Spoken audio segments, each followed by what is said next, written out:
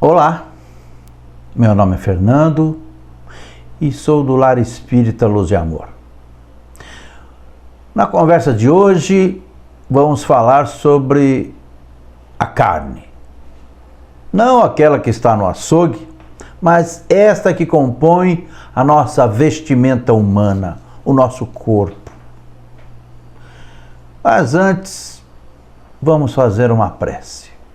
Você me acompanha? Feche os seus olhos. Feche os olhos e eleva o teu coração a Jesus. E nesse momento pedimos à espiritualidade maior que esteja aqui em casa e na tua casa, no meu coração e no teu coração. Que o Senhor Jesus e seus anjos de luz e de amor possam abençoar a todos aí e aqui. Que o reino de Deus possa se instalar em nosso coração e que o Evangelho desta noite possa nos abençoar, trazendo luz do entendimento e amor para a renovação.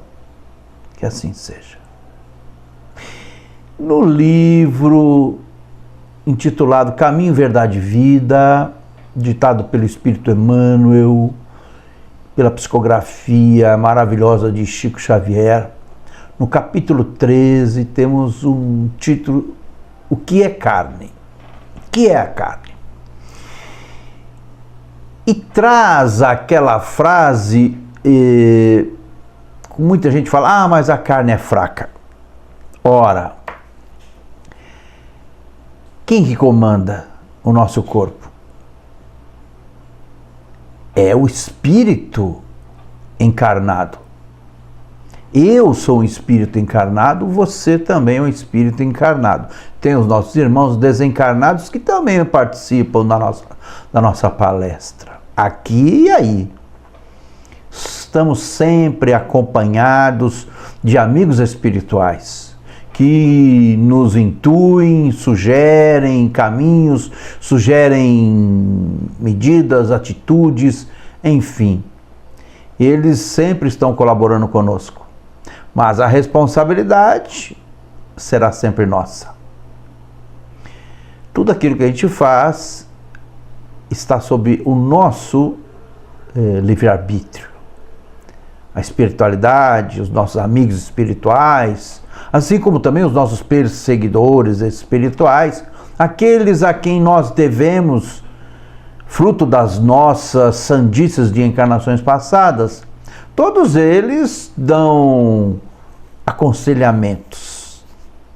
Todos eles intuem, buscam interferir em nossa postura. Uns para o bem, outros para o mal.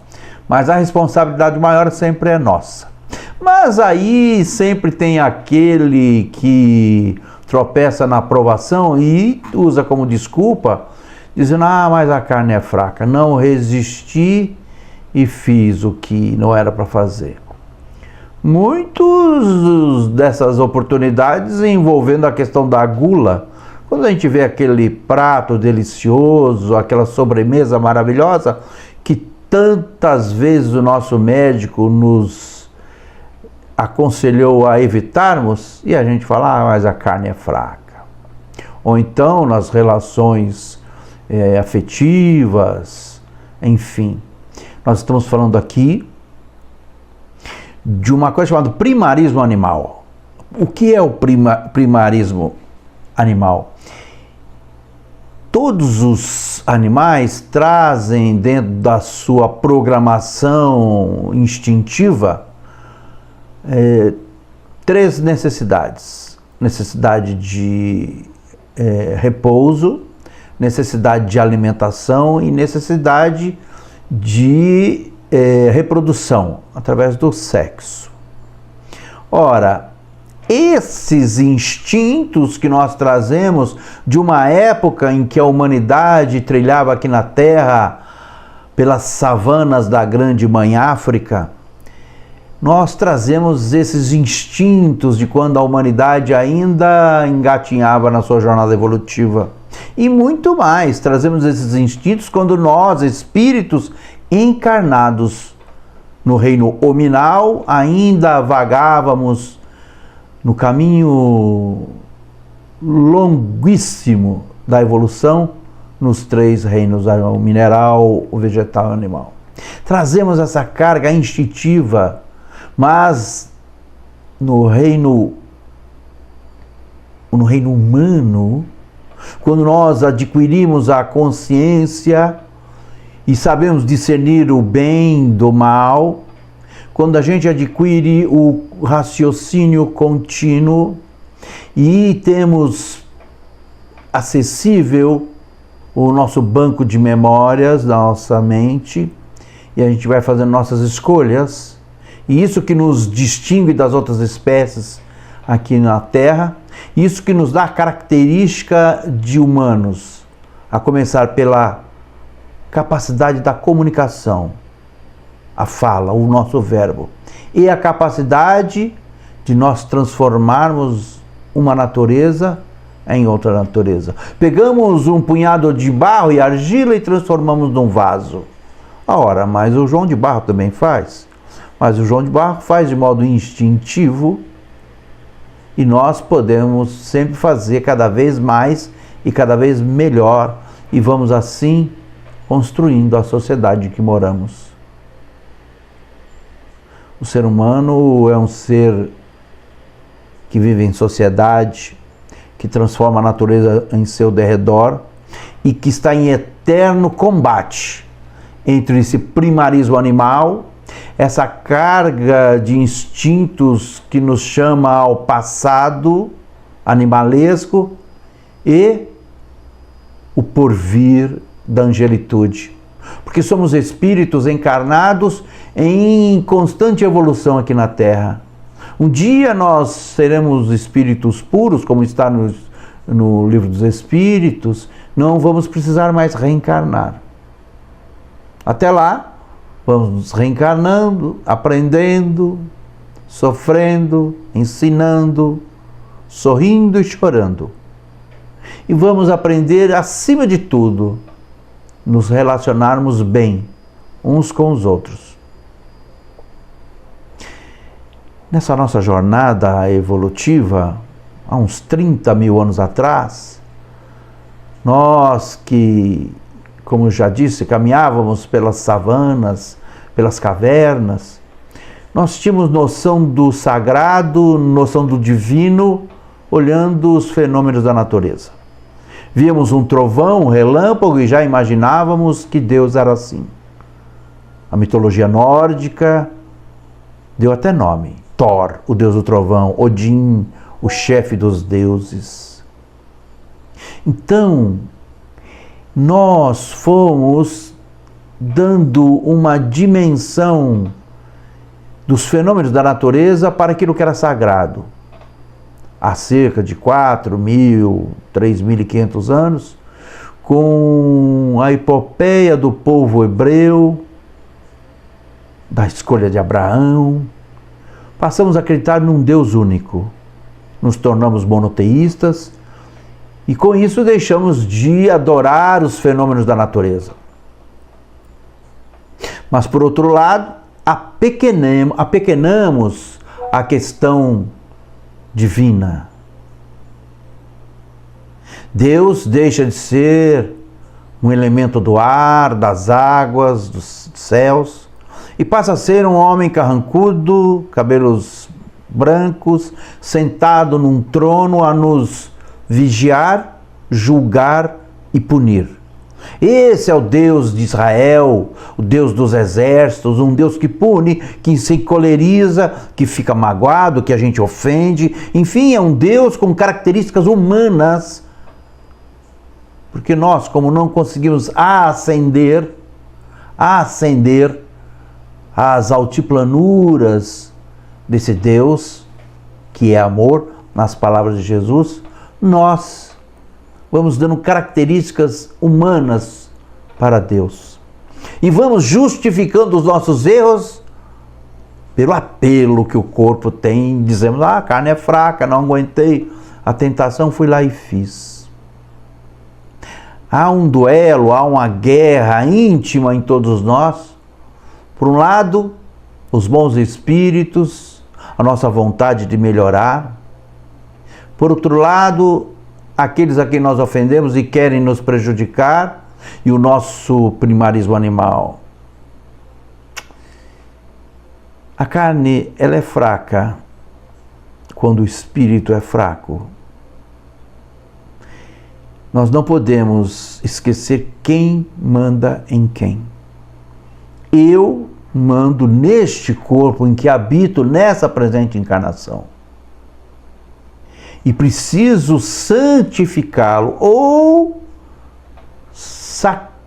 sacrificá-lo, mas no sentido de sacerfício. Sacrifício é de sacerfício, tornar sagrado. Não mutilá-lo, mas enobrecê-lo com a boa prática dos atos que Jesus nos trouxe. O nosso corpo tem sede, tem fome, sente frio, doenças, tudo isso para que nós possamos depender uns dos outros aqui na Terra. Essa dependência uns dos outros é que nos torna mais humanos. Essa interdependência é que nos torna mais amáveis.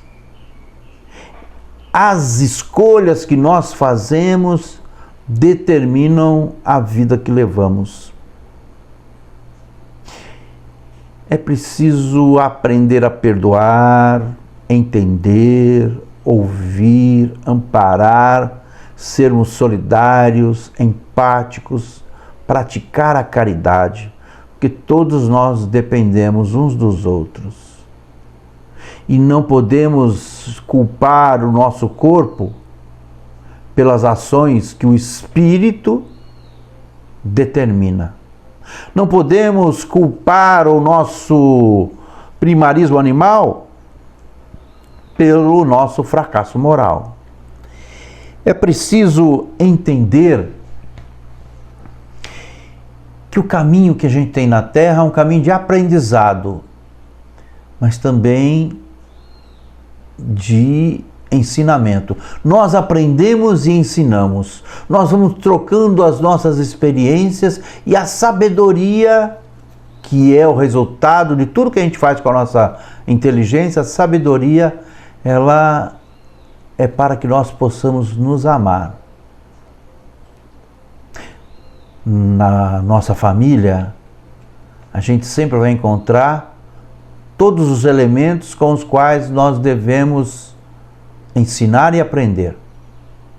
Aprender a perdoar, ensinar o que é sacrifício.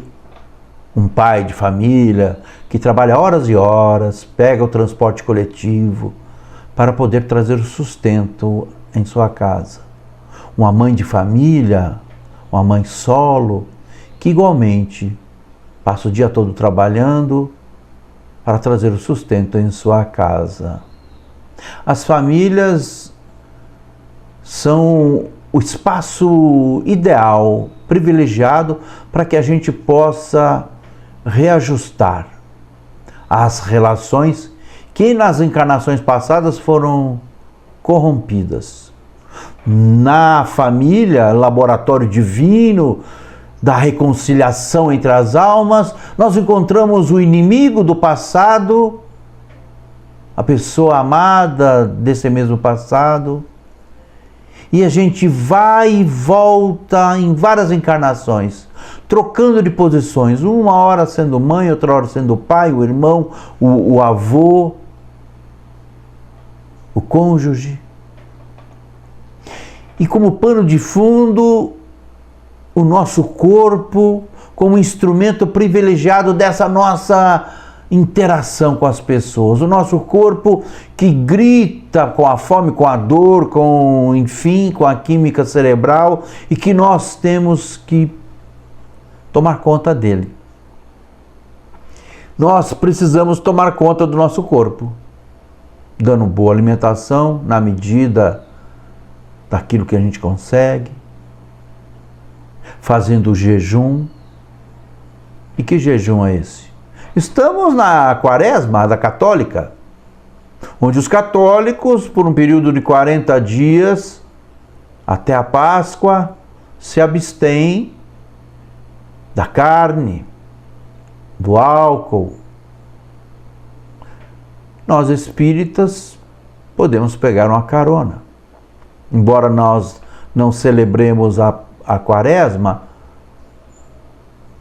nós devemos praticar o jejum dos maus pensamentos, da fofoca, da intriga, do ódio, o jejum dos pensamentos de vingança e estabelecer alguns banquetes de luz, de amor, de compreensão, de ouvir, de sentar e conversar, de compartilhar gentilezas. Nós espíritas acreditamos que o maior mandamento é aquele que Jesus nos trouxe há 2000 anos. Amar a Deus sobre todas as coisas e ao próximo como a nós mesmos. Mas não aquele Deus velhunco, aquele Deus sentado num trono que nos vigia, nos julga e nos pune, porque essa não é a figura de Deus. Deus é imaterial, Deus está em todas as partes da sua criação ao mesmo tempo. O seu pensamento amoroso carrega a sua bondade em todas as partes dos universos. E o Espiritismo vem resgatar essa figura de Deus. O Espiritismo vem trazer não esse Deus humanizado, esse Deus que se ofende, que castiga, mas um Deus cósmico, transdimensional, um Deus que é amor, um Deus que é a inteligência suprema, criadora de tudo que há, causa primária de todas as coisas. O Espiritismo vem nos trazer que nós fomos criados à imagem e semelhança de Deus em espírito e inteligência, e que nós caminhamos neste planeta rumo a uma comunhão mais próxima com Deus no transcorrer dos milênios.